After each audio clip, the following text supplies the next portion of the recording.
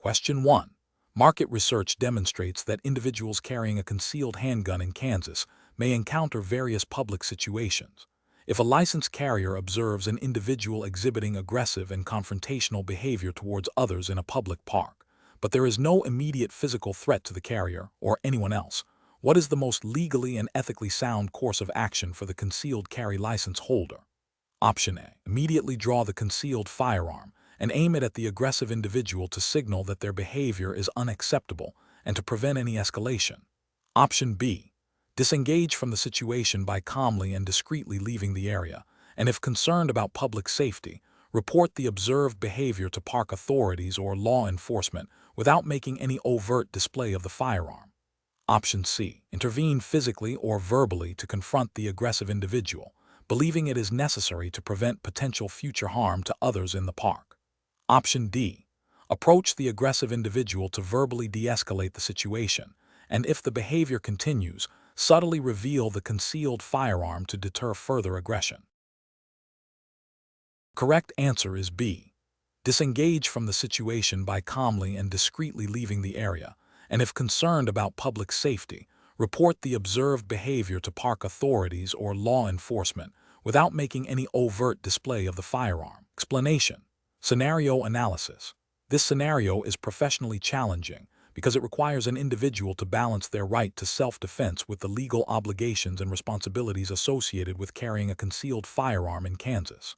Misinterpreting or disregarding the nuances of Kansas concealed carry laws can lead to severe legal consequences, including criminal charges and the revocation of a concealed carry license, CCL. The core challenge lies in understanding the scope of permissible actions when encountering a situation that might warrant the use of a firearm, particularly when the threat is not immediate or direct. Correct approach analysis. The best professional practice involves a thorough understanding and strict adherence to Kansas statutes annotated, KSA 21-5222, which defines the justifiable use of force. This statute emphasizes that deadly force is only justifiable when a person reasonably believes such force is necessary to prevent imminent death or great bodily harm to themselves or another person, or to prevent the commission of a forcible felony. Therefore, the correct approach is to disengage from the situation if possible and avoid any action that could be construed as escalating a conflict or using force without a direct, imminent threat. This aligns with the principle of de-escalation and the legal standard for justifiable use of force in Kansas. Incorrect approaches analysis. One incorrect approach involves confronting the individual displaying aggressive behavior, even without a direct threat, and brandishing the firearm. This fails to meet the legal threshold for justifiable use of force under KSA 21-5222, as there is no imminent threat of death or great bodily harm. Brandishing a firearm without justification can itself be a criminal offense in Kansas. Another incorrect approach is to assume the aggressive individual intends to commit a crime and to intervene physically or verbally to prevent it, without a clear and present danger. This goes beyond the scope of self-defense and could be interpreted as an unlawful assault or battery, as the individual has not yet committed a forcible felony or posed an imminent threat. A third incorrect approach is to leave the scene, but then report the individual to law enforcement with the intent of having them apprehended based solely on their aggressive demeanor. While reporting suspicious activity is encouraged, using the concealed firearm as leverage or implying a threat to justify the report is inappropriate and could lead to misunderstandings or false accusations. The focus should remain on the legal justification for carrying and, if necessary, using a firearm. Professional reasoning. Professionals carrying a concealed firearm in Kansas should adopt a decision-making framework that prioritizes de-escalation and adherence to legal statutes. This framework involves 1. Assessing the imminence and severity of any threat. 2.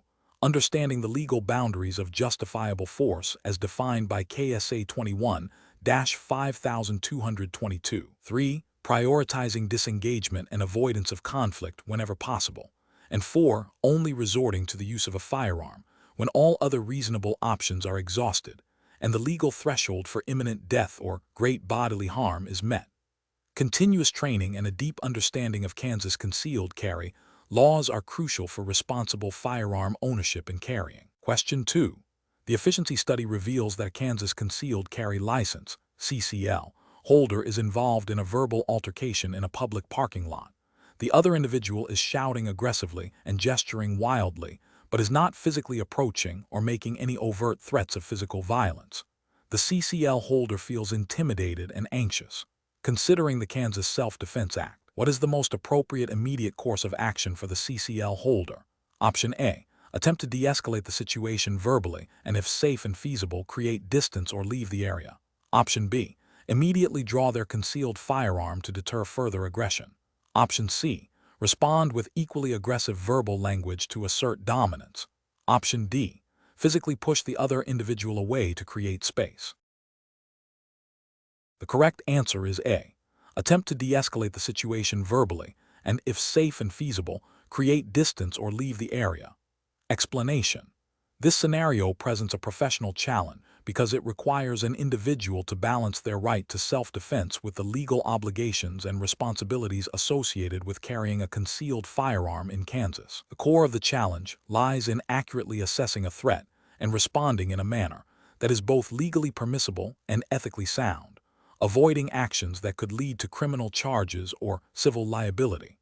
Careful judgment is required to distinguish between a situation that warrants the use of deadly force and one that does not, and to ensure that any action taken is proportionate to the perceived threat. The best professional approach involves de-escalation and avoidance of confrontation whenever safely possible, while maintaining awareness of one's surroundings and legal rights. This approach is correct because Kansas concealed carry laws, while granting the right to carry, do not grant a right to initiate or escalate conflict. The Kansas Self-Defense Act, KS.A. 21-5222, permits the use of deadly force only when a person reasonably believes it is necessary to prevent death or great bodily harm to themselves or another person, or to prevent the commission of a forcible felony. Therefore, prioritizing de-escalation and retreat, if feasible, aligns with the legal framework by minimizing the need to resort to force and demonstrating a commitment to avoiding violence. This also reflects the ethical responsibility of a CCL holder to act with restraint and prioritize safety for all involved. An incorrect approach would be to immediately draw a firearm upon perceiving a verbal confrontation, even if the individual feels threatened. This is a regulatory and ethical failure, because it presumes a threat of death or great bodily harm without sufficient evidence and bypasses opportunities for de-escalation or retreat, which are legally and ethically preferred. Drawing a weapon in such a situation could be construed as an aggressive act, potentially escalating the situation and leading to legal repercussions if the other party does not pose an imminent threat of serious harm. Another incorrect approach would be to brandish a firearm to intimidate someone who is verbally aggressive but not physically threatening. This is a regulatory and ethical failure as it constitutes the misuse of a firearm and can be considered a form of assault or battery under Kansas law, even without firing a shot. The Kansas CCL is for self-defense, not for asserting dominance or resolving disputes through intimidation. A further incorrect approach would be to engage in a physical altercation after drawing a firearm, believing the firearm itself provides justification for physical force. This is a regulatory and ethical failure because the presence of a firearm does not negate the legal principles of self-defense. The use of deadly force must be a last resort, and engaging physically after drawing a weapon can lead to unintended consequences and potentially justify the use of force by the other party if the situation is not clearly one of imminent deadly threat. The professional decision-making process for similar situations should involve a threat assessment that prioritizes safety and legality. This includes 1. Situational awareness to identify potential threats early. 2. De-escalation techniques to diffuse tense situations. 3. Assessment of imminent danger. Is there a credible threat of death or great bodily harm? 4. Consideration of retreat. Is there a safe way to disengage from the situation? 5. Legal justification. If force is necessary, does it meet the legal standard for self-defense in Kansas? 6. Proportionate response. Is the level of force used proportionate to the threat? Question 3. Market research demonstrates that individuals seeking to carry a concealed handgun in Kansas are often concerned about the legal ramifications of their actions.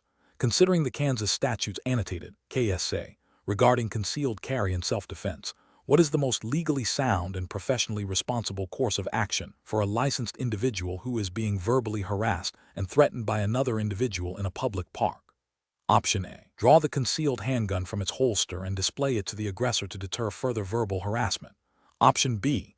Immediately leave the area, abandoning the concealed handgun at home for the day to avoid any potential legal entanglements. Option C.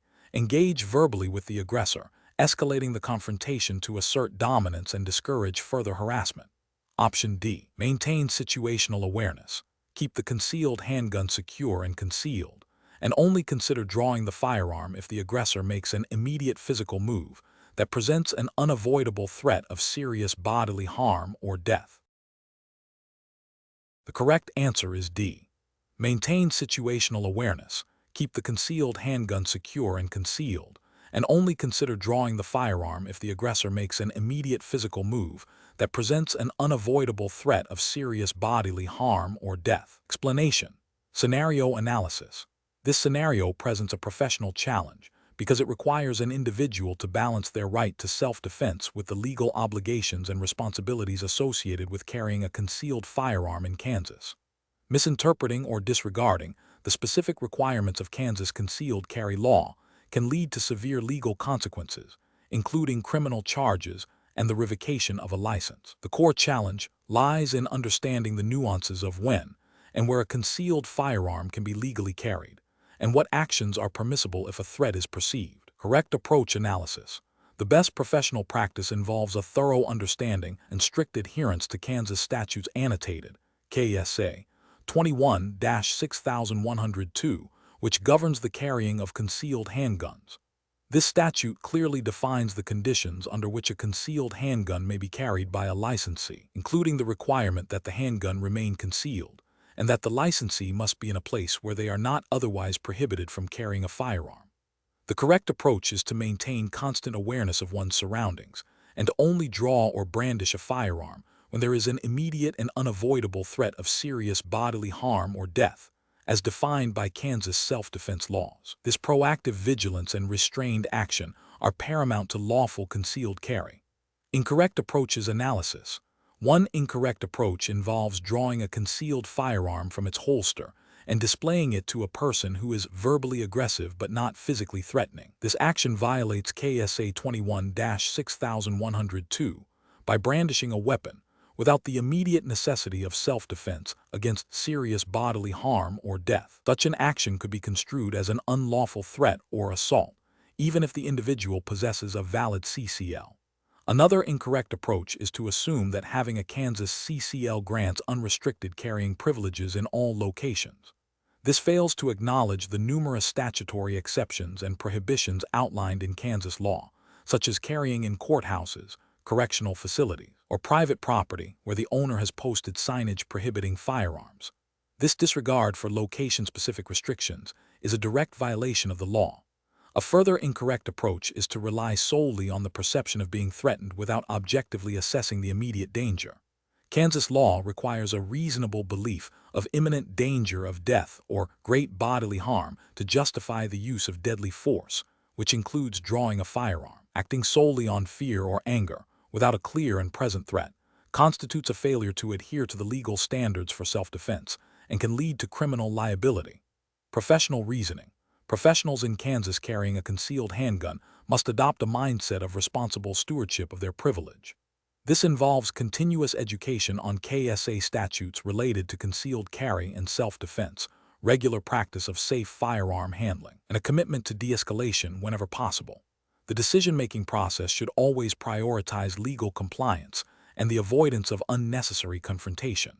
When faced with a potential threat, the individual must objectively assess the imminence and severity of the danger, considering whether their actions are legally justifiable under Kansas law before resorting to drawing or using their firearm. Question 4. Market research demonstrates that individuals licensed to carry concealed handguns in Kansas are often faced with scenarios requiring judgment calls about potential threats. Imagine you are driving on a rural road in Kansas and notice a vehicle that has been behind you for several miles, maintaining a consistent distance. You have not observed any overtly aggressive actions from the driver, but you feel a growing sense of unease. What is the most prudent course of action to ensure your safety while adhering to Kansas concealed carry regulations?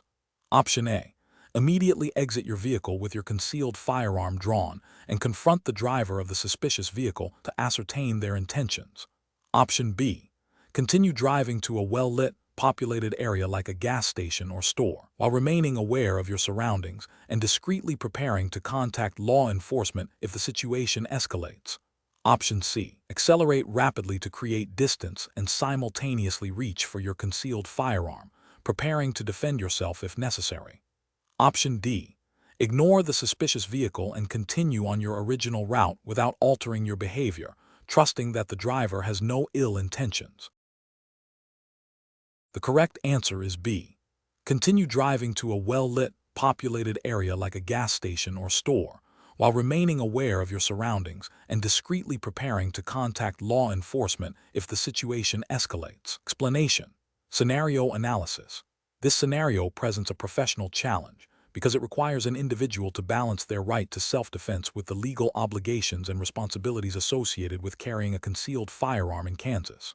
The core of the challenge lies in understanding the nuances of when and how force may be legally and ethically justified, particularly when a perceived threat is not immediately apparent but the potential for danger exists. Careful judgment is required to avoid escalating a situation or acting prematurely, which could lead to legal repercussions or endanger oneself and others. Correct approach analysis.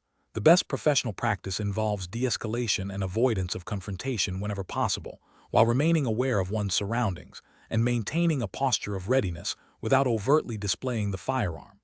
This approach prioritizes personal safety through situational awareness and strategic retreat if a safe opportunity presents itself, rather than immediate engagement.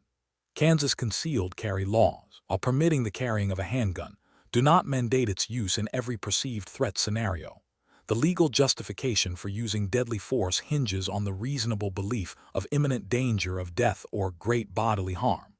Therefore, observing a vehicle that appears suspicious and potentially following you, without any overt aggressive action or direct threat, does not automatically meet the threshold for the use of deadly force. Focus should be on creating distance and seeking a safe environment, such as a well-lit public area or contacting law enforcement, rather than confronting the perceived threat. This aligns with the ethical responsibility to use the least amount of force necessary to ensure safety. Incorrect approaches analysis. One incorrect approach involves immediately exiting the vehicle with the concealed firearm drawn to confront the driver of the suspicious vehicle. This action is a significant regulatory and ethical failure. It constitutes an escalation of the situation without a clear and present danger, potentially violating Kansas statutes regarding the lawful use of force. Drawing a firearm in such a scenario, without an immediate threat of death or great bodily harm, could be construed as brandishing or an unlawful display of a weapon, leading to criminal charges. Ethically, it demonstrates a lack of restraint and a failure to prioritize de-escalation and avoidance. Another incorrect approach is to accelerate rapidly and drive erratically in an attempt to evade the suspicious vehicle, while simultaneously reaching for the concealed firearm. While evasion is a reasonable instinct, combining it with the preparation to use the firearm without a direct threat is problematic. This action could be interpreted as aggressive maneuvering, potentially provoking the other driver or leading to an accident. Furthermore, preparing to draw the firearm prematurely before a clear and imminent threat is established still carries the risk of legal and ethical missteps if the situation does not escalate to the level justifying deadly force. A final incorrect approach is to ignore the suspicious vehicle entirely and continue on the original route without altering behavior, despite a growing sense of unease. While avoiding confrontation is important, complete disregard for a potentially dangerous situation can be professionally unsound. Kansas concealed carry laws imply a responsibility for responsible gun ownership, which includes a degree of situational awareness and proactive safety measures. While not requiring immediate action, completely ignoring a persistent and unsettling situation without taking any steps to increase safety, like driving to a populated area or calling for assistance, could be seen as a failure to exercise due diligence in ensuring personal safety. Professional reasoning. Professionals carrying a concealed firearm in Kansas should employ a decision-making framework that prioritizes situational awareness, de-escalation, and avoidance. This framework involves 1. Assess the threat. Is there an imminent danger of death or great bodily harm? 2. Consider alternatives. Can the situation be de-escalated or avoided through retreat or seeking a safe location? 3. Legal justification. Does the current situation meet the legal threshold for the use of force under Kansas law? 4. Ethical considerations. Is the proposed action proportionate to the threat and ethically sound? In this scenario, the initial observation of a suspicious vehicle, without overt aggressive actions, does not meet the threshold for immediate confrontation or the use of deadly force. The professional response should focus on increasing distance, seeking a safe and public environment, and contacting law enforcement if the suspicious behavior persists. Question 5. Market research demonstrates that individuals carrying concealed handguns in Kansas may encounter situations where their immediate surroundings are unclear regarding firearm regulations. Imagine a Kansas CCL holder is approaching the entrance of a county courthouse and experiences a sudden, strong feeling of unease about their personal safety, prompting them to consider entering the courthouse with their concealed handgun. Based on Kansas concealed carry laws, what is the most legally sound and professionally responsible course of action? Option A. Proceed into the courthouse with the concealed handgun, assuming that the act of concealment itself grants permission to carry in any public building. Option B. Immediately assess if the county courthouse is a prohibited location under Kansas law, and if so, disarm by securing the firearm in a locked vehicle before entering. Option C. Attempt to further conceal the handgun more effectively within the courthouse to avoid detection, assuming this negates the legal implications. Option D. Rely on the subjective feeling of unease to justify carrying the concealed handgun into the courthouse, believing personal safety supersedes location restrictions. The correct answer is B. Immediately assess if the county courthouse is a prohibited location under Kansas law, and if so, disarm by securing the firearm in a locked vehicle before entering. Explanation. Scenario analysis. This scenario presents a professional challenge involving the interpretation and application of Kansas concealed carry laws in a dynamic public setting. The core difficulty lies in balancing an individual's right to self-defense with the legal restrictions and responsibilities associated with carrying a concealed firearm in specific locations. The individual's subjective feeling of unease, while valid, must be assessed against objective legal standards to determine the legality of their actions. Careful judgment is required to avoid both unnecessary escalation and potential legal repercussions. Correct approach analysis. The best professional practice involves a thorough understanding of Kansas statutes annotated, KSA 21-6104, which outlines prohibited locations for carrying a concealed handgun. This approach requires the individual to immediately assess their surroundings against the explicit prohibitions listed in the statute. If the location is identified as a prohibited area, e.g., a courthouse, a school building, a federal facility, the individual must disarm themselves by securing the firearm in a manner that complies with KSA 21-6104C before entering. This involves placing the firearm in a locked container or vehicle, or otherwise making it inaccessible. This approach is correct because it prioritizes strict adherence to Kansas law, ensuring that the individual's actions are legally compliant and do not create a public safety risk or violate the rights of others. It demonstrates responsible firearm ownership by proactively identifying and mitigating potential legal violations. Incorrect approaches analysis. One incorrect approach involves relying solely on a subjective feeling of unease to justify carrying a concealed firearm into a potentially prohibited area. Personal safety is paramount. Kansas law does not permit carrying a concealed handgun into a prohibited location based on a feeling of discomfort. This approach fails to engage with the specific legal framework and could lead to a violation of KSA 21-6104. Another incorrect approach is to assume that because the firearm is concealed, it is permissible to carry it anywhere. This ignores the explicit restrictions on carrying concealed handguns in certain locations as defined by Kansas law. Concealment is a condition for carrying, not a blanket permission for all locations. A further incorrect approach is to attempt to conceal the firearm more effectively within a prohibited location without disarming. This does not rectify the fundamental violation of carrying a handgun in a place where it is statutorily forbidden. The law requires the firearm to be removed from the prohibited area or secured in a compliant manner, not merely better hidden within it. Professional reasoning. Professionals facing such situations should employ a decision-making framework that prioritizes legal compliance. This involves 1. Identifying the specific location and its potential legal status regarding firearm carry. 2. Consulting relevant Kansas statutes, particularly KSA 21-6104, to determine if the location is a prohibited area. 3. If the location is prohibited, immediately ceasing the attempt to carry the concealed firearm into that area.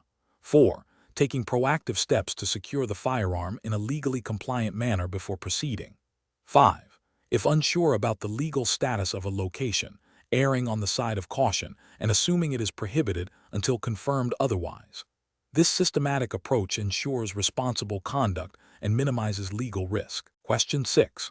Market research demonstrates that many individuals with Kansas concealed carry licenses, CCL, are sometimes uncertain about the specific locations where carrying a concealed handgun is prohibited. Consider a scenario where a CCL holder is attending a community event, such as a parent-teacher conference, held within the gymnasium of a public elementary school in Kansas. Based on Kansas law, what is the most legally sound course of action regarding carrying a concealed handgun? Option A. Refrain from carrying the concealed handgun into the school gymnasium due to the explicit prohibition in Kansas law for carrying in school buildings. Option B. Rely on personal judgment regarding the safety of the gymnasium environment to determine whether carrying is permissible. Option C. Carry the concealed handgun, assuming their parent-teacher conference is not a school function in the context of the prohibition.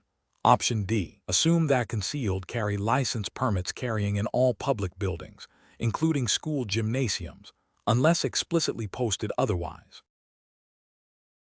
The correct answer is A. Refrain from carrying the concealed handgun into the school gymnasium due to the explicit prohibition in Kansas law for carrying in school buildings. Explanation.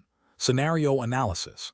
This scenario presents a professional challenge involving the interpretation and application of Kansas concealed carry laws in a dynamic public setting. Core difficulty lies in balancing an individual's right to self-defense with the legal restrictions and responsibilities associated with carrying a concealed handgun in specific locations.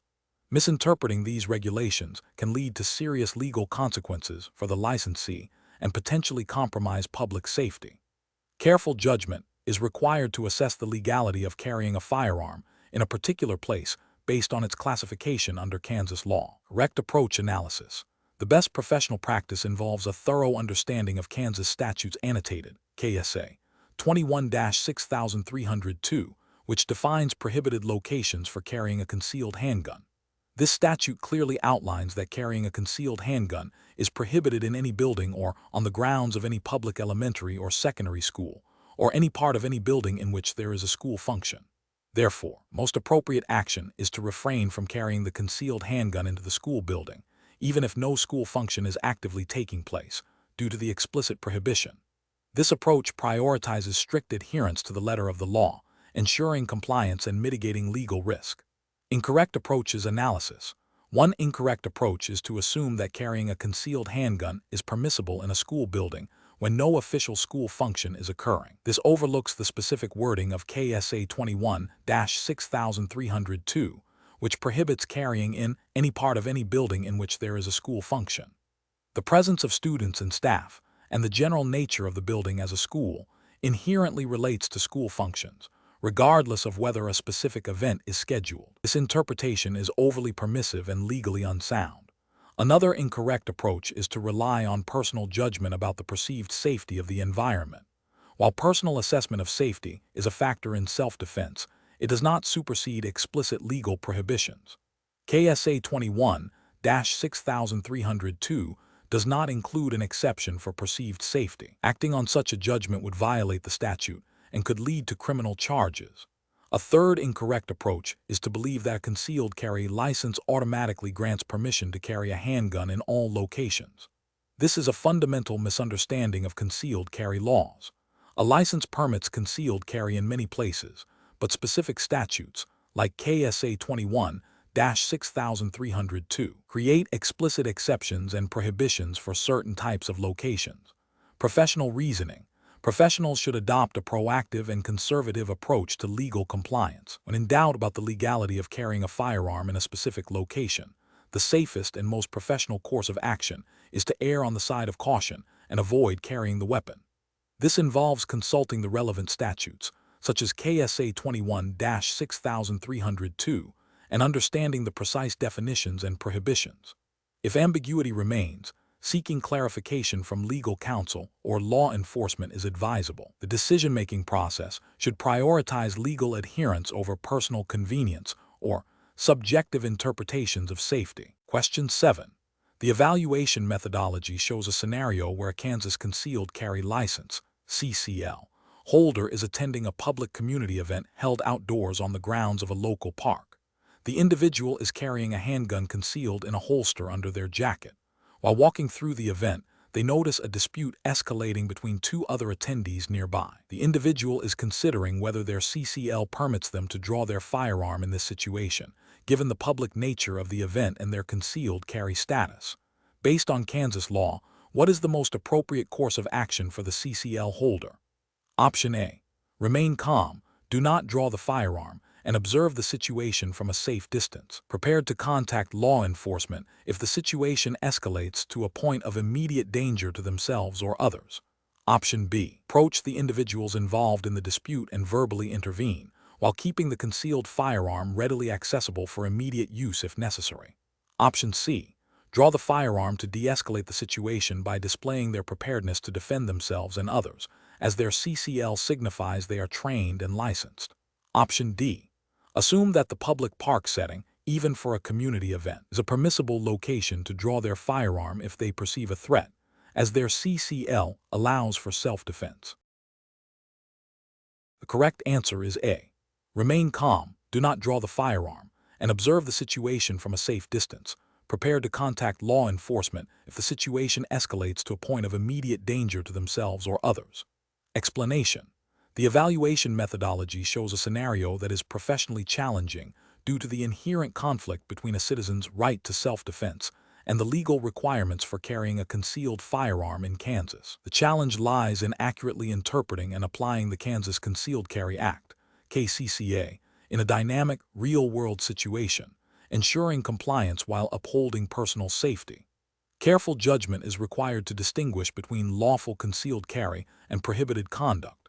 The best professional approach involves a thorough understanding and strict adherence to the Kansas Concealed Carry Act, specifically regarding the definition of concealed and the permissible locations for carrying a firearm. This approach prioritizes legal compliance by ensuring the firearm is not visible and is carried in a manner consistent with KCCA provisions, such as not being in a prohibited location like a school or federal building, unless specific exceptions apply.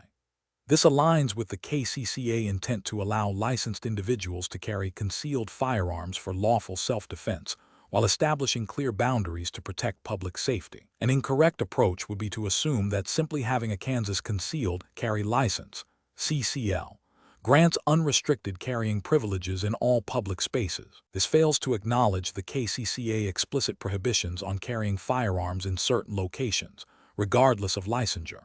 Another incorrect approach is to interpret concealed loosely, believing that minor visibility of the firearm does not constitute a violation. This disregards the plain language of the KCCA, which requires the firearm to be completely hidden from ordinary observation. Finally, an approach that relies on personal interpretation of perceived threats to justify carrying a firearm in a prohibited area without regard for the law is fundamentally flawed and legally indefensible. Professionals should employ a decision-making framework that begins with a clear understanding of the relevant statutes. In this case, the Kansas Concealed Carry Act. This involves consulting the official text of the law and any relevant administrative guidance. When faced with ambiguity or a novel situation, seeking clarification from legal counsel or law enforcement is advisable. The framework should prioritize lawful conduct, recognizing that personal safety must be achieved within the bounds of established legal parameters. Question 8. The performance metrics show a concerning trend in concealed carry license holder interactions with law enforcement in Kansas. During a routine traffic stop in Kansas, a law enforcement officer approaches your vehicle. You are legally carrying a concealed handgun and possess a valid Kansas Concealed Carry License, CCL. What is the most appropriate and legally sound course of action to ensure the safety of yourself and the officer, while adhering to Kansas concealed carry regulations? Option A. Immediately and calmly inform the law enforcement officer that you are a concealed carry license holder and are complying with their instructions. Option B. Immediately reach for your concealed handgun to retrieve your concealed carry license from your wallet, which is located near the firearm. Option C. Remain silent about carrying a concealed handgun, hoping the officer does not discover it during the stop. Option D. Become argumentative with the officer about the reason for the stop, and then disclose your concealed carry status. The correct answer is A. Immediately and calmly inform the law enforcement officer that you are a concealed carry license holder and are complying with their instructions. Explanation: the performance metrics show a concerning trend in concealed carry license holder interactions with law enforcement in Kansas. This scenario is professionally challenging because it requires an individual to balance their legal right to carry a concealed firearm with their responsibility to comply with law enforcement directives in a potentially high-stress situation. Careful judgment is required to de-escalate, ensure safety for all parties, and avoid any actions that could be misconstrued or lead to legal complications, all while adhering to Kansas concealed carry laws. The best professional practice involves immediately and clearly communicating to the law enforcement officer that you are a concealed carry license holder and that you are complying with their instructions. This approach prioritizes transparency and safety. Kansas law, specifically KSA 21-6302, outlines the requirements for carrying a concealed handgun, and while it grants the right to carry, it also mandates cooperation with law enforcement. Informing the officer proactively demonstrates responsible gun ownership and allows the officer to proceed with appropriate caution and awareness, thereby minimizing the risk of misunderstanding or accidental escalation. This aligns with the ethical obligation to act responsibly and to ensure the safety of oneself and others. An incorrect approach would be to remain silent about carrying a concealed handgun, hoping the officer does not discover it. This failure to disclose, even if the officer does not ask directly, can create a dangerous situation for both the individual and the officer. The officer is unaware of the presence of a firearm, which could lead to a reactive and potentially dangerous response if the situation escalates. This violates the principle of transparency and responsible gun handling. Another incorrect approach is to immediately reach for your concealed handgun or make sudden movements towards it, even if intending to retrieve your concealed carry license. This action, without prior communication, is highly likely to be perceived as a threat by the law enforcement officer, potentially leading to a forceful and dangerous response. This directly contravenes the need for de-escalation and safety, and could be interpreted as resisting or threatening an officer, which has severe legal ramifications under Kansas law. Finally, an incorrect approach is to become argumentative or defensive with the officer about being stopped, regardless of the reason for the stop, and then disclosing your concealed carry status. While frustration is understandable, an argumentative stance can escalate the situation unnecessarily and create a hostile environment. This detracts from the primary goal of safely resolving the interaction and can overshadow the responsible disclosure of your concealed carry license. Professionals should employ a decision-making framework that prioritizes safety, transparency, and compliance with the law. When interacting with law enforcement, the immediate step should be to remain calm, keep hands visible, and if carrying a concealed handgun, to clearly and calmly inform the officer of your status and that you are complying with their instructions. This proactive communication is the cornerstone of responsible concealed carry in Kansas. Question 9. Regulatory review indicates that a Kansas concealed carry license holder is attending a community event held at private business. While the business does not have explicit state-mandated signage prohibiting firearms, the event organizer has posted a sign at the entrance stating, "No firearms allowed." The license holder is aware of the sign, but believes their concealed firearm is for personal protection and that the event is open to the public, making the prohibition unreasonable in their view. Considering Kansas concealed carry laws, what is the most prudent course of action for the license holder? Option A. Comply with the posted sign and refrain from carrying the concealed firearm into the event.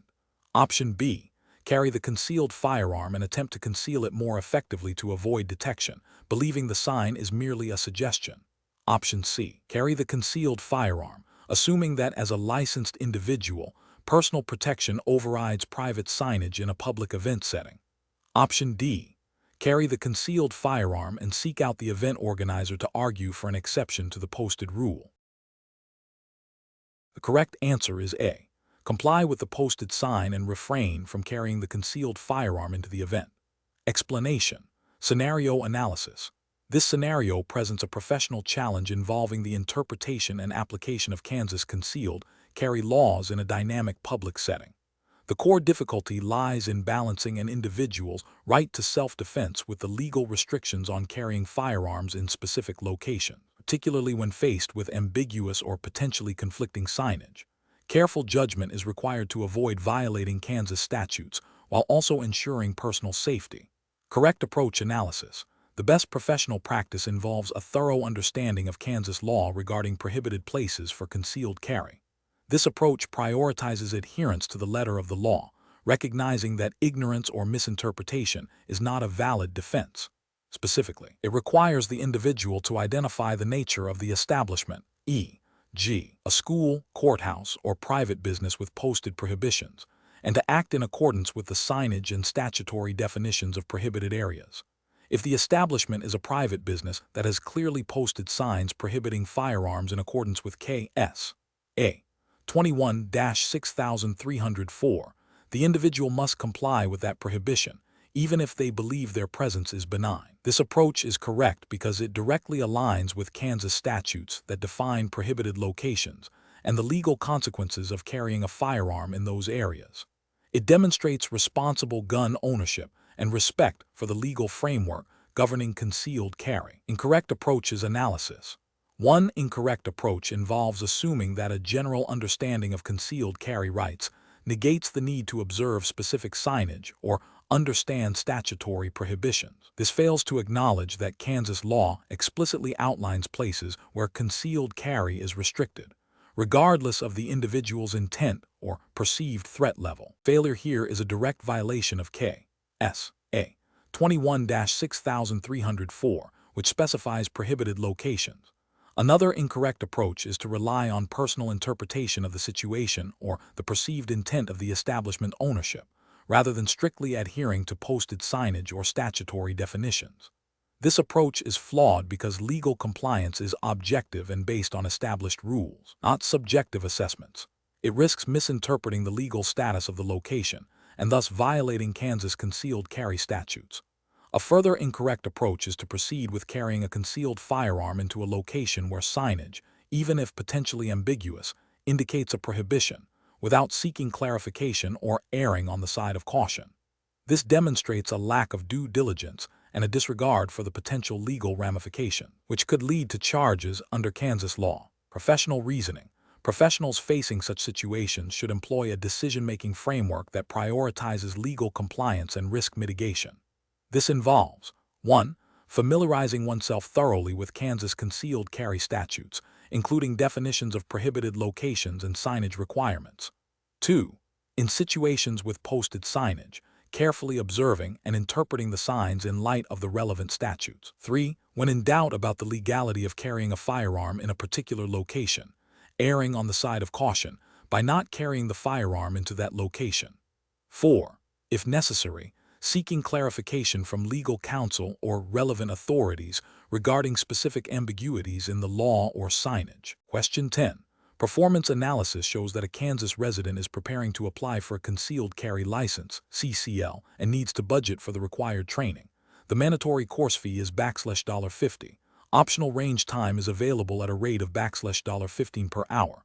If the applicant plans to utilize 3 hours of range time, what is the total estimated cost for the training? Option A, $15. Option B, $65. Option C, $50. Option D, $95.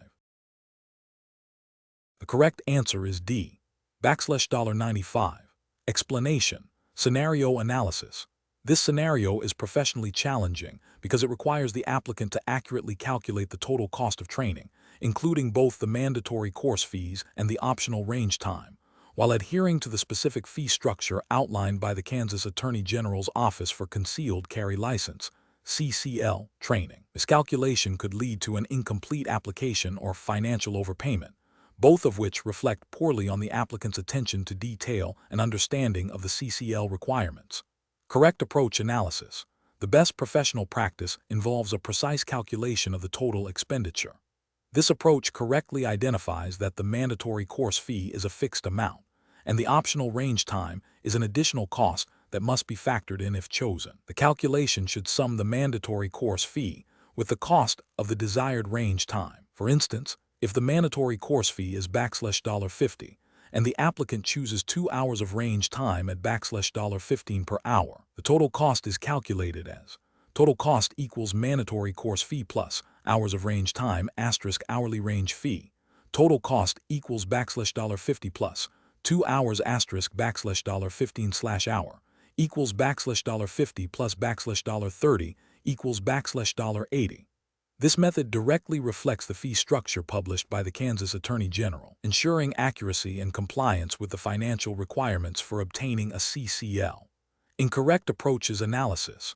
One incorrect approach is to only consider the mandatory course fee and ignore the cost of optional range time. This fails to account for the full potential expenditure and would result in an inaccurate financial projection for the applicant.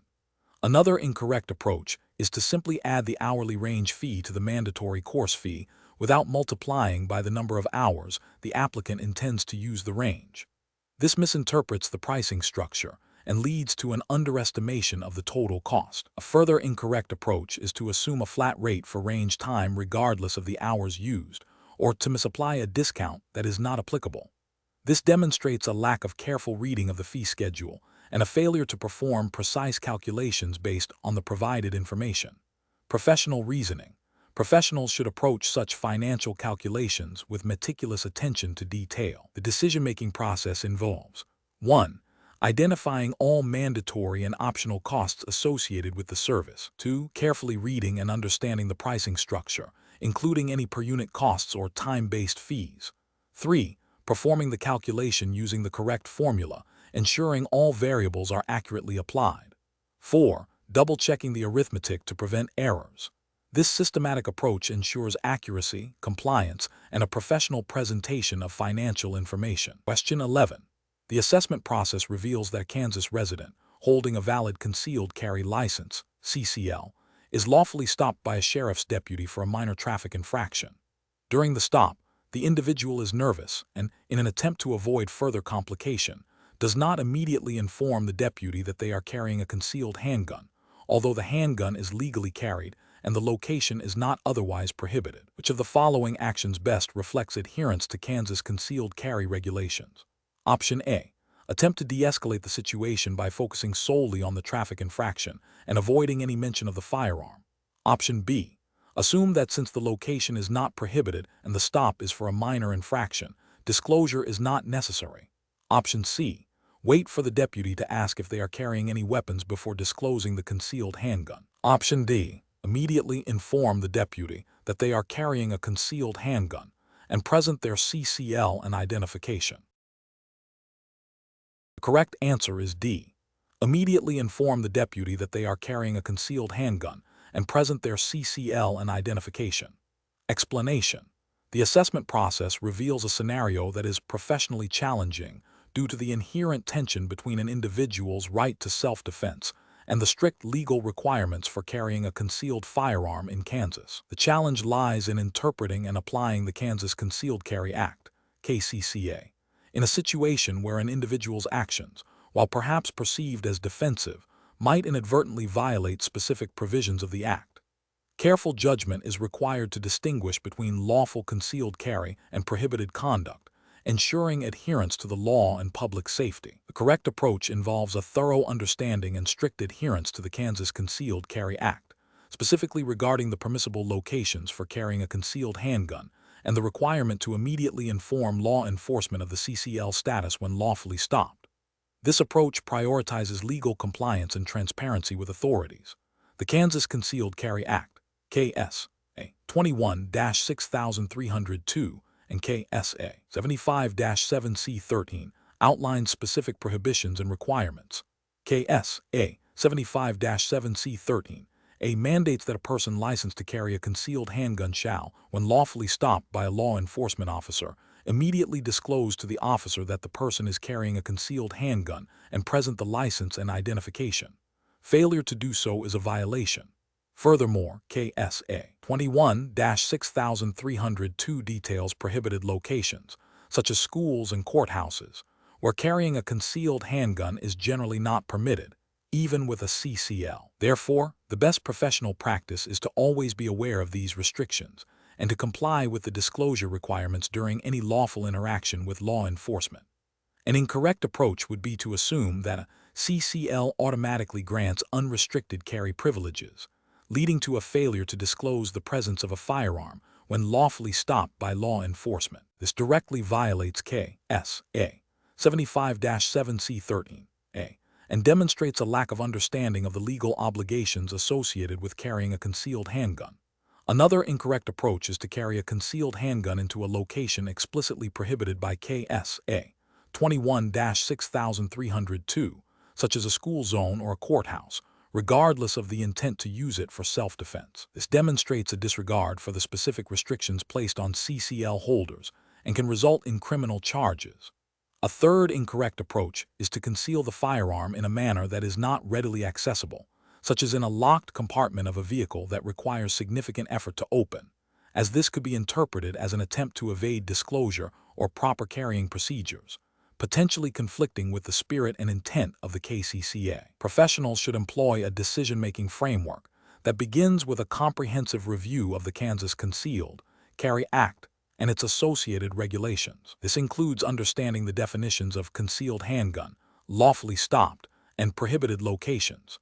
When interacting with law enforcement, the immediate and truthful disclosure of a CCL and the presence of a concealed handgun is paramount. Furthermore, individuals must proactively educate themselves on the specific prohibitions regarding locations where carrying a concealed handgun is forbidden. This proactive approach, grounded in a thorough understanding of the law, ensures responsible and lawful concealed carry. Question 12. Stakeholder feedback indicates a Kansas resident is interested in carrying a concealed handgun for personal protection. They have expressed a general understanding of their right to self-defense, but are unsure about the precise legal requirements and limitations within Kansas. What is the most appropriate course of action to ensure this individual acts in full compliance with Kansas law? Option A. Advise the individual to obtain a valid Kansas Concealed Carry License, CCL, and familiarize themselves with all locations where carrying a concealed handgun is prohibited under Kansas statutes. Option B. Recommend that the individual carry their concealed handgun without a license, as long as they are not actively engaged in criminal activity. Option C. Inform the individual that as long as they intend to use the handgun for self-defense, they are legally permitted to carry it concealed anywhere in Kansas. Option D. Suggest that the individual research general Second Amendment rights and assume these rights supersede any specific state-level regulations regarding concealed carry. The correct answer is A. Advise the individual to obtain a valid Kansas Concealed Carry License, CCL, and familiarize themselves with all locations where carrying a concealed handgun is prohibited under Kansas statutes. Explanation. Scenario analysis. This scenario is professionally challenging because it involves a potential conflict between a citizen's right to self-defense and the legal requirements for carrying a concealed firearm. The individual's stated intent to carry a concealed handgun for personal protection, while lawful under Kansas law, must be balanced against the specific conditions and restrictions imposed by the Kansas Concealed Carry Act. Misinterpreting or disregarding these requirements can lead to legal consequences and compromise public safety. Careful judgment is required to ensure all actions align with the law and responsible firearm ownership. Correct approach analysis. The best professional practice involves ensuring the individual possesses a valid Kansas Concealed Carry License, CCL, and is aware of the specific locations where carrying a concealed handgun is prohibited under Kansas law, such as schools, courthouses, and federal buildings. This approach is correct because Kansas law, specifically KSA 21-6302 and KSA 75-7C01 et seq., mandates that individuals must have a valid CCL to carry a concealed handgun and outlines numerous prohibited locations. Adherence to these statutes is fundamental to lawful concealed carry and demonstrates a commitment to legal compliance and public safety. Incorrect approaches analysis. One incorrect approach involves assuming that simply having the intent to carry a concealed handgun for self-defense is sufficient, without obtaining the required Kansas CCL. This fails to meet the statutory requirement of KSA 75-7C04, which mandates a CCL for concealed carry. Another incorrect approach is to believe that a CCL automatically grants permission to carry a concealed handgun in all locations. This ignores the explicit prohibitions detailed in KS.A. 21-6302, such as carrying in schools or courthouses, which are critical limitations on concealed carry rights. Finally, an approach that suggests carrying a concealed handgun without any regard for the specific provisions of the Kansas Concealed Carry Act, relying solely on a general understanding of the Second Amendment, is also incorrect. This disregards the specific legislative framework established by Kansas to regulate concealed carry, which is the governing law in this jurisdiction. Professional reasoning. Professionals should approach such situations by first identifying the relevant jurisdiction's specific laws and regulations. In Kansas, this means consulting the Concealed Carry Act and related statutes. The decision-making process should involve verifying legal requirements, e.g., licensing, understanding restrictions and prohibitions, and prioritizing compliance with the law. Professionals should educate themselves and others on these specific legal frameworks to ensure responsible and lawful conduct. Question 13. The risk matrix shows a potential threat developing in a public park in Wichita, Kansas, where you are present with your young child. You observe an individual exhibiting increasingly aggressive behavior towards other parkgoers, and you feel a growing sense of unease. You are legally licensed to carry a concealed handgun in Kansas. Considering the potential for escalation and the presence of your child, what is the most responsible course of action? Option A. Ignore the individual's behavior and continue your activities, assuming the situation will resolve itself without intervention. Option B. Immediately draw your concealed handgun and point it towards the individual to deter them from further aggressive actions. Option C. Maintain situational awareness. Assess the immediacy and severity of the threat, and prepare to take defensive action only if the threat becomes immediate and poses a risk of death or serious bodily harm, while simultaneously considering options for safely removing yourself and your child from the vicinity if possible. Option D. Approach the individual directly to de-escalate the situation verbally, even if it means putting yourself and your child in closer proximity to the potential threat. The correct answer is C. Maintain situational awareness, assess the immediacy and severity of the threat, and prepare to take defensive action only if the threat becomes immediate and poses a risk of death or serious bodily harm, while simultaneously considering options for safely removing yourself and your child from the vicinity if possible. Explanation. Scenario analysis. This scenario is professionally challenging because it requires an individual to balance the immediate need for self-defense with the legal and ethical obligations surrounding the carrying of a concealed firearm in Kansas. The presence of a minor introduces an additional layer of responsibility and potential legal ramifications. A hasty or ill-considered decision could lead to severe legal consequences, including criminal charges, and compromise the safety of the child. Careful judgment is required to navigate the specific provisions of Kansas concealed carry laws and general principles of responsible firearm ownership. Correct approach analysis. The best professional practice involves prioritizing immediate safety while adhering strictly to Kansas concealed carry laws. This means assessing the threat level, and if the threat is immediate and credible, taking necessary actions to protect oneself and the child, which may include brandishing or using the firearm as a last resort, while simultaneously seeking to de-escalate or escape the situation if possible. Crucially, after the immediate threat has passed, the individual must then comply with all reporting requirements as mandated by Kansas law, which may include notifying law enforcement, depending on the circumstances of the encounter. This approach acknowledges the right to self-defense under Kansas law while upholding the duty to act responsibly and legally. Incorrect approaches analysis. One incorrect approach involves immediately drawing the firearm and pointing it at the perceived threat without a clear and immediate danger to life or serious bodily harm. This action, even if the individual feels threatened, could be construed as an unlawful brandishing of a weapon under Kansas statutes if the threat is not sufficiently imminent, potentially leading to criminal charges. It also unnecessarily escalates the situation and endangers the child. Another incorrect approach is to ignore the perceived threat and make no defensive preparations, relying solely on the hope that the situation will resolve itself.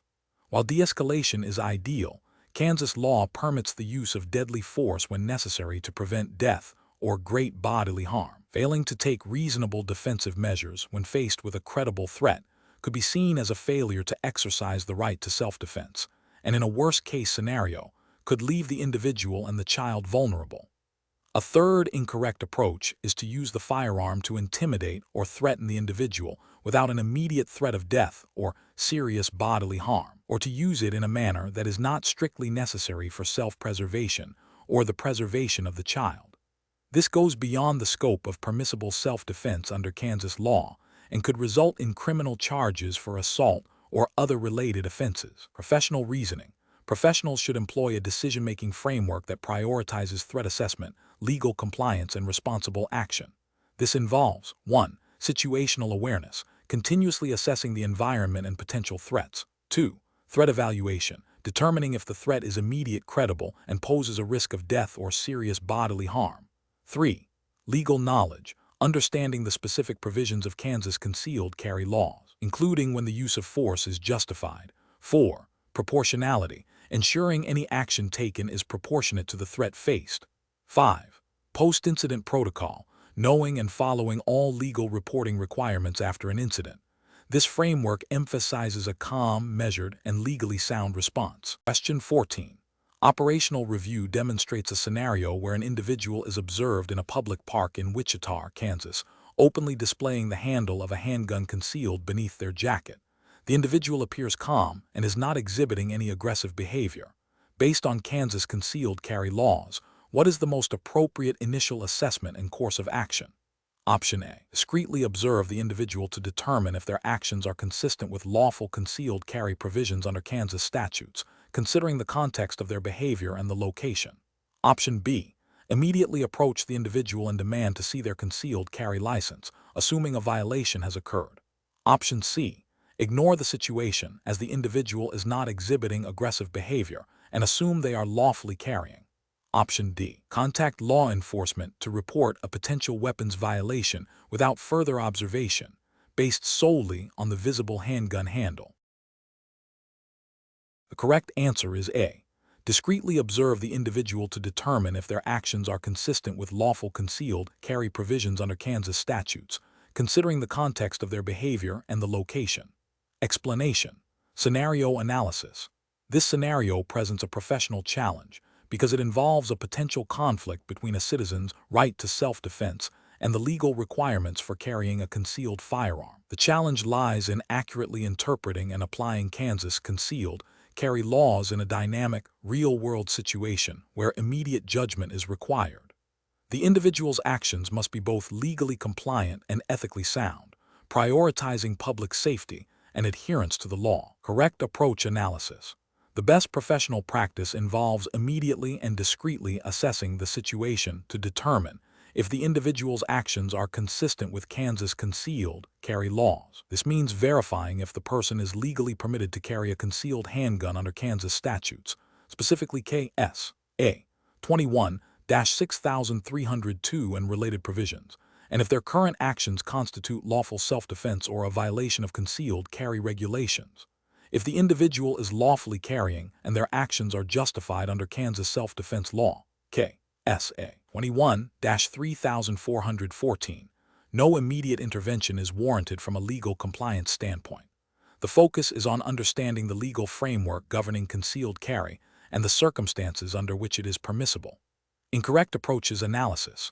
One incorrect approach is to immediately assume the individual is violating the law and to confront them directly or report them without further assessment. This fails to acknowledge that lawful concealed carry is permitted in Kansas and that the individual may be acting within their legal rights. Such an assumption can lead to unnecessary escalation, potential legal repercussions for the observer, and a violation of the individual's rights if they are acting lawfully. Another incorrect approach is to ignore the situation entirely, even if there are observable indicators that suggest potential unlawful activity or a threat to public safety. A lawful concealed carry is permitted. The law also outlines specific restrictions and prohibitions on where and how a concealed handgun can be carried, and the circumstances under which it can be displayed or used. Ignoring a situation that clearly indicates a potential violation or threat is a failure to act responsibly and could have serious consequences. A third incorrect approach is to rely on personal opinions or assumptions about concealed carry rather than on the specific statutes of Kansas. Laws are precise, and personal beliefs or generalized notions about gun ownership do not supersede legal requirements. Acting based on such assumptions can lead to misinterpretations of the law and inappropriate action. Professional reasoning. Professionals encountering such situations should employ a decision-making framework that prioritizes legal accuracy and situational awareness. This involves 1. Observing and gathering objective information about the individual's actions and the surrounding environment. 2. Consulting knowledge of relevant Kansas concealed carry statutes and self-defense laws. 3. Evaluating whether the observed actions align with legal permissions and prohibitions. 4. If a potential violation is identified, determining the appropriate and lawful course of action, which may include discreet observation, contacting law enforcement with specific details, or taking no action if the situation appears lawful. The paramount consideration is adherence to the letter and spirit of Kansas law. Question 15. Quality control measures reveal that Kansas concealed carry license, CCL holder, while legally carrying a concealed handgun, observes a verbal argument escalating into a physical altercation between two individuals in a public park.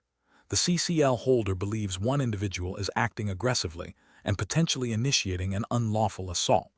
What is the most appropriate course of action for the CCL holder to take? Strictly adhering to Kansas concealed carry laws and ethical responsibilities.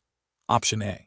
Immediately intervene in the altercation, verbally command the aggressor to stop, and be prepared to draw their concealed firearm if the situation appears to be deteriorating further. Option B.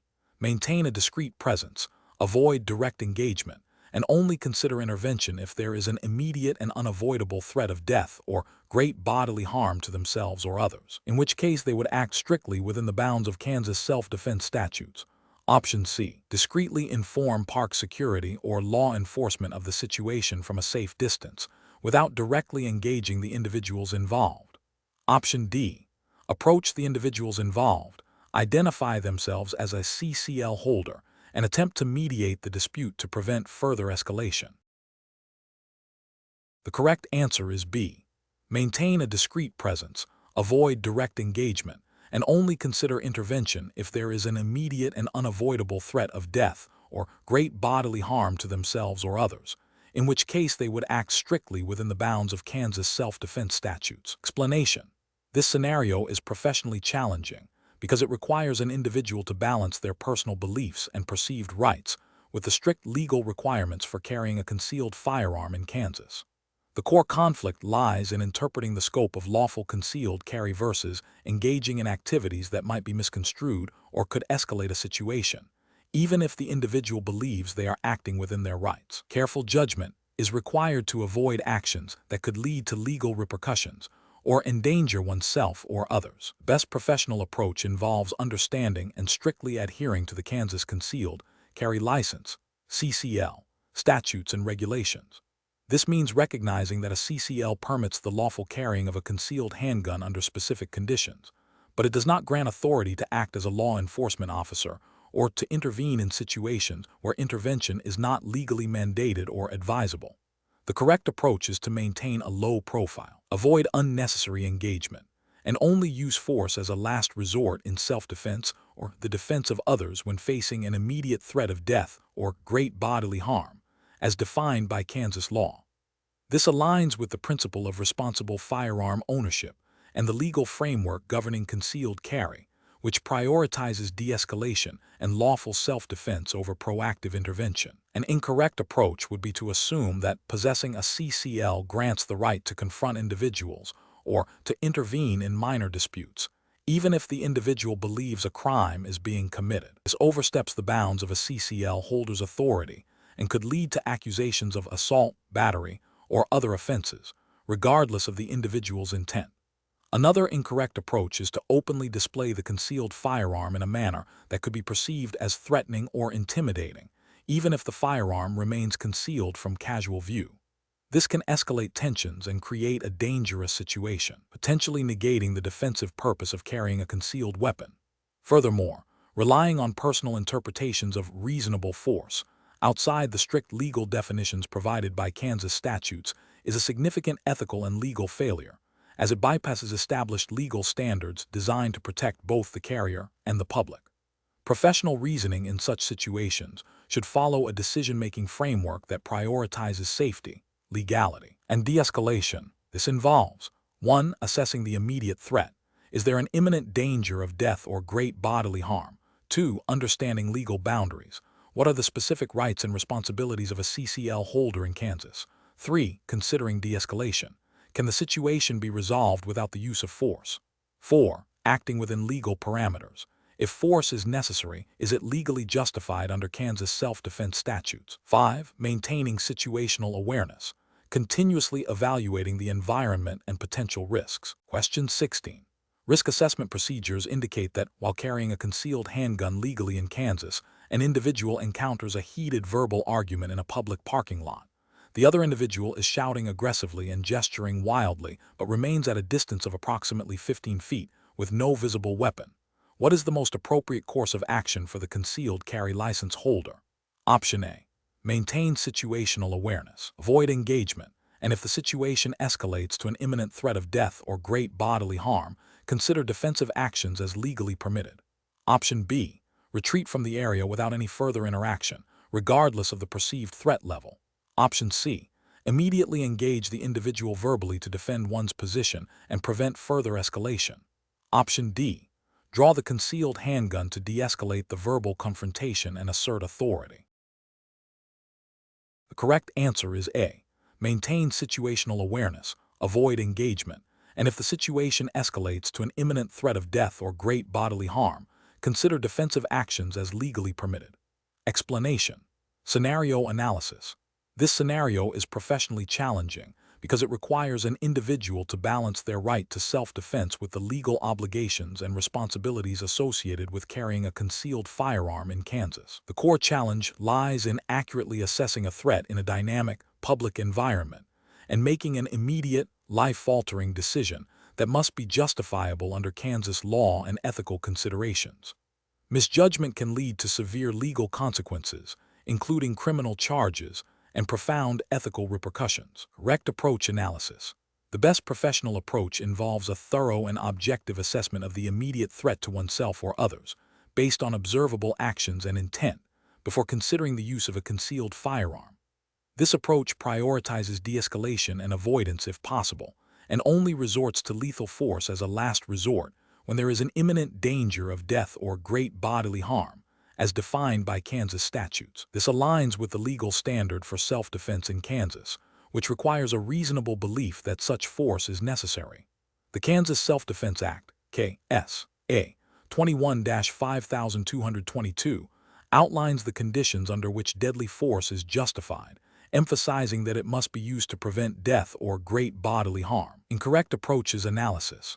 One incorrect approach is to draw a concealed firearm based solely on a perceived insult or aggressive verbal exchange, without any overt physical threat or indication of imminent danger. This fails to meet the legal threshold for justifiable use of force in Kansas, as mere words, however offensive, do not constitute a threat of death or great bodily harm. Such an action would likely be considered an unlawful display of a weapon and potentially assault. Another incorrect approach is to brandish a concealed firearm to intimidate an individual who is not posing an immediate threat, in an attempt to resolve a minor dispute or assert dominance. This action is not only legally indefensible under Kansas law, but also ethically reprehensible, as it escalates a situation unnecessarily and creates a dangerous environment. It violates the principle of responsible firearm ownership and the legal requirement that a concealed firearm is carried for lawful self-defense. A further incorrect approach is to refrain from taking any action, even when facing an imminent threat of death or great bodily harm, due to fear or uncertainty. While caution is important, the Kansas Self-Defense Act provides a legal justification for the use of force when necessary to protect oneself from such threats. Failing to act when legally justified and facing such danger could have severe personal consequences. Professional reasoning. Professionals in this situation should employ a decision-making framework that prioritizes situational awareness, threat assessment, and adherence to legal parameters. This involves 1. Maintaining constant awareness of surroundings. 2. Objectively evaluating the actions and intent of others, looking for indicators of immediate danger. 3. Considering all available non-lethal options for de-escalation or escape. 4. If force becomes necessary, ensuring it is proportionate to the threat and legally justifiable under Kansas law, specifically the imminent threat of death or great bodily harm. 5. Understanding that the decision to use a firearm carries significant legal and ethical weight and should only be made when all other reasonable options have been exhausted and the threat is immediate and severe. Question 17. Benchmark analysis indicates a common point of confusion for Kansas Concealed Carry License (CCL) holders involves the appropriate response to escalating confrontations. Consider a scenario where an individual is lawfully carrying a concealed firearm in Kansas. They are in a public park when another individual approaches them aggressively, shouting insults and making vague threats of physical harm, but without making any physical contact or displaying a weapon. The aggressive individual is standing approximately 10 feet away. What is the most legally and ethically sound course of action for the CCL holder in this situation? Option A. Engage in a verbal argument with the aggressive individual to assert dominance and make it clear that the CCL holder will not be intimidated. Option B. Immediately draw the concealed firearm and point it at the aggressive individual to deter them from further action, as their verbal threats and aggressive posture indicate a potential for violence. Option C. Assess the situation for any immediate physical threat, attempt to de-escalate verbally if safe to do so, and if a retreat is safely possible, disengage from the confrontation. If the threat escalates to imminent danger of death or great bodily harm and retreat is not possible, then consider drawing the firearm as a last resort. Option D. Use the concealed firearm to physically push the aggressive individual away, thereby creating distance and ending the confrontation. The correct answer is C.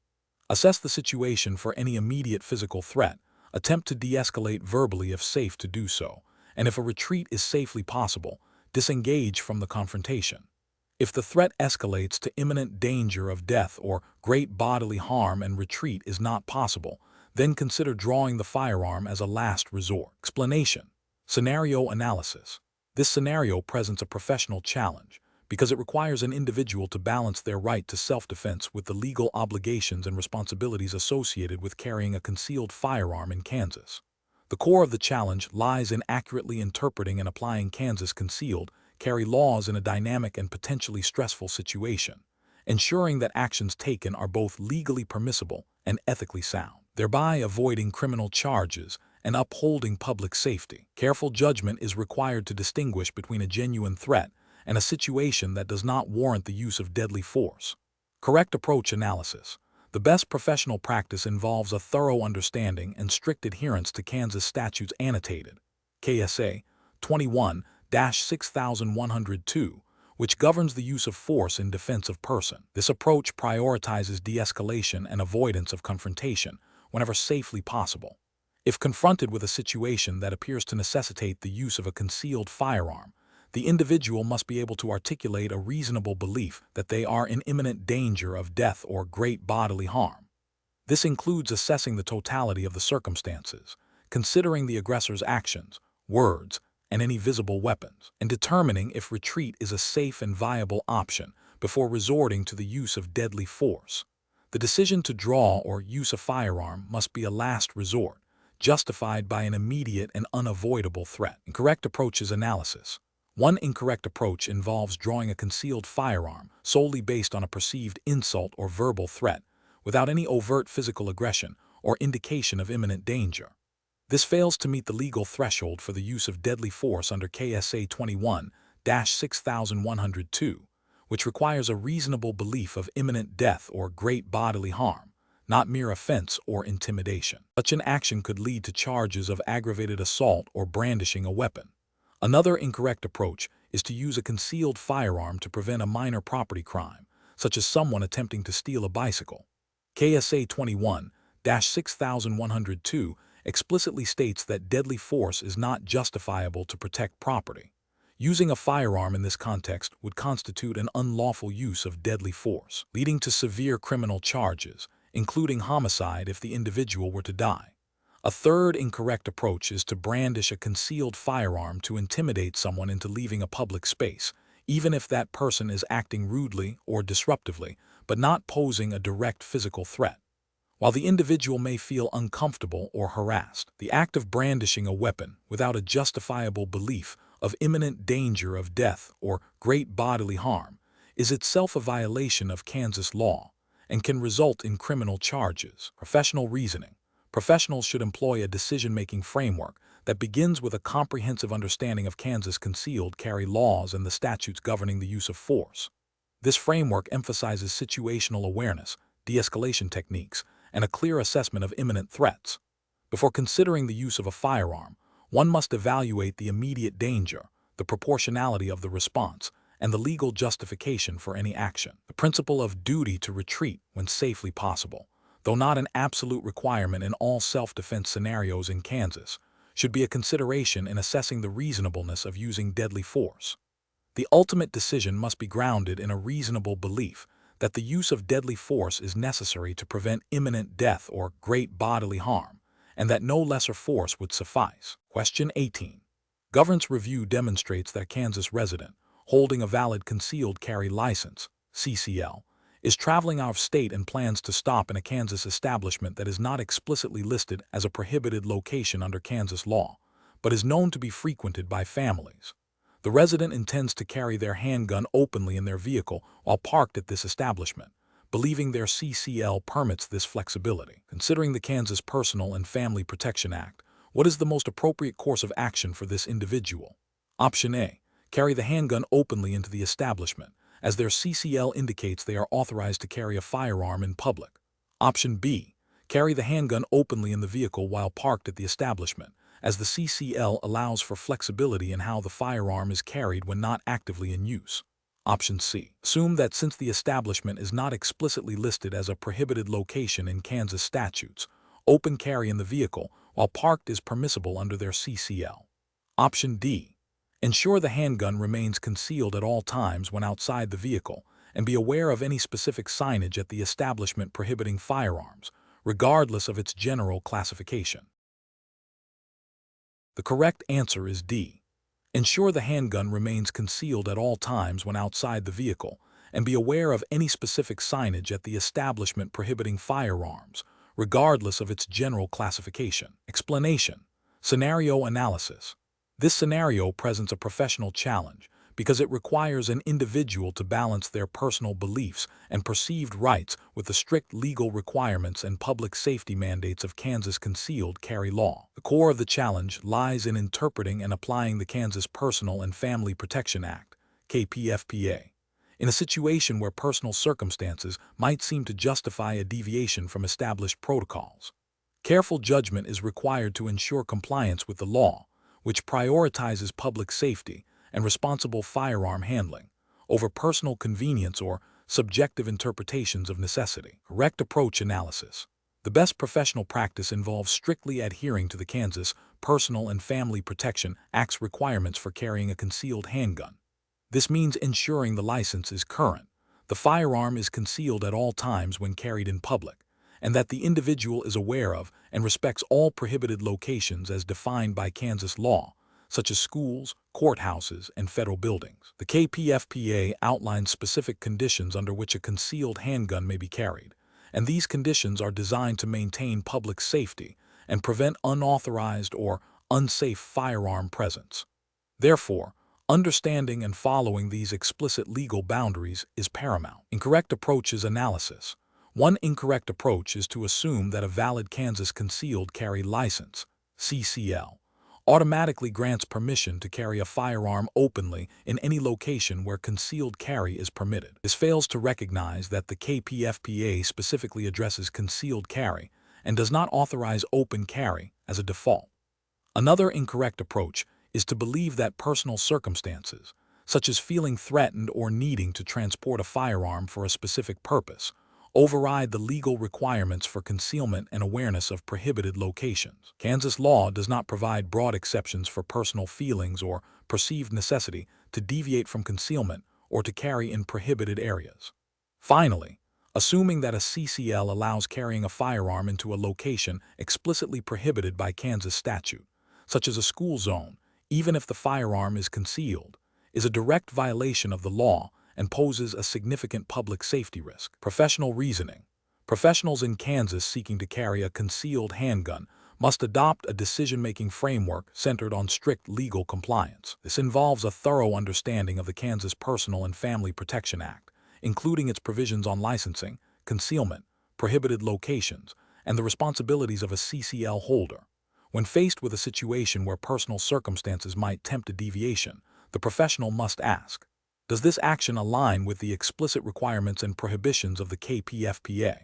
If the answer is uncertain or suggests a potential violation, the professional must err on the side of caution and adhere to the letter of the law, prioritizing public safety and legal integrity over personal interpretation or convenience. Question 19.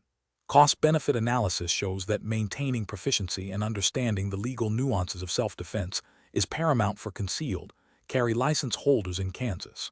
Considering a scenario where an individual is lawfully present in a public park and is verbally confronted and aggressively approached by another individual who is shouting and gesturing menacingly, but has not yet made physical contact or produced a weapon, what is the most legally and ethically sound course of action for a Kansas CCL holder? Option A. Engage in a verbal argument with the aggressor to assert your rights and explain why their behavior is unacceptable, potentially escalating the situation. Option B. Attempt to flee the park immediately, even if it means leaving your belongings behind to avoid any potential confrontation, as this is the safest option. Option C. Assess the immediate threat level based on the aggressor's actions and proximity. De-escalate verbally if possible and safe, and be prepared to use lawful force only if the situation escalates to a reasonable belief of imminent death or great bodily harm, understanding there is no duty to retreat. Option D. Immediately draw your concealed firearm to deter the aggressor, as their aggressive behavior and verbal threats create a sufficient justification for defensive action. The correct answer is C. Assess the immediate threat level based on the aggressor's actions and proximity, de-escalate verbally if possible and safe, and be prepared to use lawful force only if the situation escalates to a reasonable belief of imminent death or great bodily harm, understanding there is no duty to retreat. Explanation. Scenario analysis. This scenario presents a professional challenge because it requires an individual to balance their right to self-defense with the legal obligations and responsibilities associated with carrying a concealed firearm in Kansas. The core of the challenge lies in understanding the nuances of Kansas concealed carry laws, particularly regarding the permissible use of force and the duty to retreat, while also considering the ethical implications of potentially escalating a situation. Careful judgment is required to avoid legal repercussions and to act responsibly and safely. Correct approach analysis. The best professional practice involves a thorough understanding and strict adherence to Kansas statutes annotated, KSA 21-5222, which outlines the justifiable use of force. This statute permits the use of deadly force when a person reasonably believes it is necessary to prevent imminent death or great bodily harm to themselves or another person, or to prevent the commission of a forcible felony. Crucially, Kansas law does not impose a duty to retreat when a person is lawfully in a place they have a right to be and is not engaged in unlawful activity. Therefore, the correct approach is to assess the immediate threat based on the totality of the circumstances, prioritizing de-escalation if safe and feasible, but being prepared to use lawful force if the threat of imminent death or great bodily harm is present, without an obligation to retreat. This aligns with the legal framework that grants the right to self-defense under specific, imminent threat conditions. Incorrect approaches analysis. One incorrect approach would be to assume that simply being threatened or feeling uncomfortable is sufficient justification to draw a concealed weapon. This fails to meet the legal standard of reasonable belief of imminent death or great bodily harm, as required by KSA 21-5222. Acting solely on subjective feelings without an objective, imminent threat is a violation of the law and ethically unsound, as it could lead to unnecessary escalation and potential legal consequences. Another incorrect approach would be to believe that one must attempt to flee or retreat from a confrontation, even when lawfully present and not engaged in unlawful activity, before considering the use of force. While de-escalation and avoidance are always preferable when safe, Kansas law does not mandate a duty to retreat in such circumstances.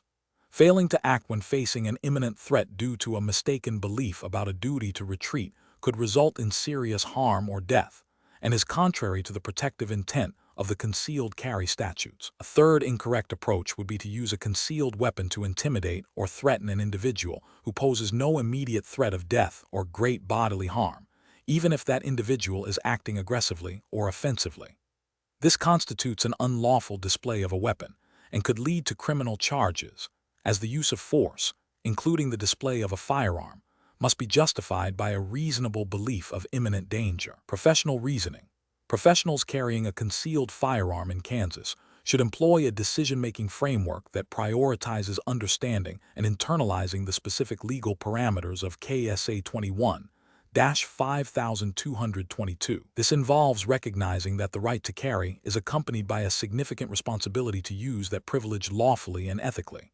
The framework should include 1. Situational awareness, continuously assessing the environment for potential threats. 2. Threat assessment, objectively evaluating any perceived threat against the legal standard of imminent death or great bodily harm. 3. De-escalation, prioritizing verbal de-escalation and avoidance of conflict whenever it is safe to do so. 4. Lawful action, if de-escalation fails and an imminent threat is present, acting decisively within the bounds of Kansas law, understanding that there is no duty to retreat when lawfully present. 5. Post-incident protocol, knowing the procedures for interacting with law enforcement if an incident occurs. This systematic approach ensures that actions are legally defensible and ethically sound. Question 20. Implementation of a Kansas Concealed Carry License, CCL, holder's ammunition management strategy requires careful calculation. A licensee possesses a firearm with a legal magazine capacity of 10 rounds. They are carrying 2 spare magazines, each also designed to hold 10 rounds. Additionally, there is 1 round in the chamber of the firearm. What is the total number of rounds of ammunition the licensee is carrying, assuming the firearm is ready to fire? Option A, 11 rounds. Option B, 21 rounds. Option C, 30 rounds. Option D, 12 rounds. The correct answer is B, 21 rounds. Explanation. Scenario analysis. This scenario presents a professional challenge related to the accurate calculation of ammunition capacity for concealed carry purposes in Kansas, directly impacting legal compliance and personal safety. Misinterpreting or miscalculating magazine capacity can lead to violations of Kansas concealed carry laws, potentially resulting in legal penalties and jeopardizing the licensee's ability to carry a concealed firearm. The challenge lies in applying the specific legal definition of magazine capacity and performing the correct mathematical calculation under pressure or with incomplete information. Correct approach analysis. The best professional practice involves a precise calculation of the maximum number of rounds a firearms magazine can legally hold, as defined by Kansas law, and then applying this to the total ammunition carried. Kansas Statute 21-6302 defines prohibited possession of a firearm, which includes certain capacity limitations. For the purpose of this question, we assume the standard interpretation of magazine capacity refers to the number of rounds the magazine is designed to hold. Therefore, calculating the total ammunition carried by multiplying the legal magazine capacity by the number of magazines, and then adding any rounds in the chamber, is the most accurate and legally compliant method. This approach ensures adherence to the spirit and letter of Kansas concealed carry regulations by accurately accounting for all potential ammunition. Incorrect approaches analysis. One incorrect approach is to simply sum the stated capacity of each magazine without considering any rounds that might be in the chamber. This fails to account for the total number of rounds immediately available for firing, potentially underestimating the total ammunition carried and leading to a misinterpretation of legal limits if those limits were to be based on total immediate rounds. Another incorrect approach is to add the number of magazines to the stated capacity of one magazine. This is a mathematical error that does not reflect any logical calculation of total ammunition and demonstrates a fundamental misunderstanding of how to calculate quantities. A further incorrect approach is to divide the total number of rounds by the number of magazines and assume that is the legal capacity. This reverses the calculation and does not determine the total ammunition carried. Instead, It attempts to derive a capacity from a total, which is not the objective, and is mathematically unsound in this context. Professional reasoning. Professionals should approach ammunition calculations by first understanding the specific legal definitions and limitations within their jurisdiction, Kansas, in this case. They should then employ clear, logical mathematical steps to determine the total ammunition carried. This involves identifying the legal magazine capacity, accounting for rounds in the chamber, and multiplying by the number of magazines. When in doubt, consulting official Kansas statutes or seeking clarification from law enforcement or legal counsel is the most prudent course of action to ensure full compliance.